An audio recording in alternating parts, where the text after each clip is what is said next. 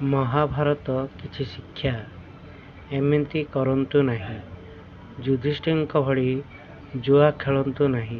କର୍ଣ୍ଣଙ୍କ ପରି ଦୁଷ୍ଟ ଲୋକର ସାହାଯ୍ୟ ଲୋଡ଼ନ୍ତୁ ନାହିଁ। ଧୃତରାଷ୍ଟ୍ରଙ୍କ ପରି ପୁତ୍ର ମୋହ କରନ୍ତୁ ନାହିଁ।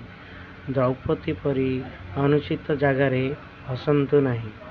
ପାଣ୍ଡୁଙ୍କ ପରି କାମର ବାଣୀଭୂତ ହୁଅନ୍ତୁ ନାହିଁ। ଦୁର୍ଯ୍ୟୋଧନ ପରି ଅନଧିକାର ପଣ ନିଅନ୍ତୁ ନାହିଁ। ଭୀଷ୍ମଙ୍କ ପରି ଅନୁଚିତ ପ୍ରତିଜ୍ଞାରେ ବନ୍ଧା ହୁଅନ୍ତୁ ନାହିଁ। ଦୁଶାସନ ପରି ନାରୀକୁ ଅପମାନ କରନ୍ତୁ ନାହିଁ।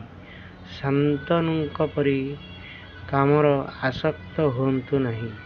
ପରୀକ୍ଷିତଙ୍କ ପରି କ୍ରୋଧରେ ଅନୁଚିତ କାର୍ଯ୍ୟ କରନ୍ତୁ ନାହିଁ। ଏମିତି କରନ୍ତୁ, ଅଭିମନ୍ୟୁ ପରି ସାହସୀ ବୀର ହୁଅନ୍ତୁ। ଭଗବାନ କୃଷ୍ଣଙ୍କ ପରି ଧର୍ମ ସାଥ ଦିଅନ୍ତୁ। ବିଦୁରଙ୍କ ପରି ସ୍ପଷ୍ଟବାଦୀ ଶୁଭଚିନ୍ତକ ହୁଅ। ଘଟୋତ୍କଚ ପରି ଧର୍ମ କାର୍ଯ୍ୟରେ ବଳିଦାନ ପାଇଁ ପଛାନ୍ତୁ ନାହିଁ। ଅର୍ଜୁନଙ୍କ ପରି ନିଜ କର୍ମକୁ ଭଗବାନଙ୍କୁ ସମର୍ପଣ କରନ୍ତୁ। ଜୟ ଶ୍ରୀକୃଷ୍ଣ।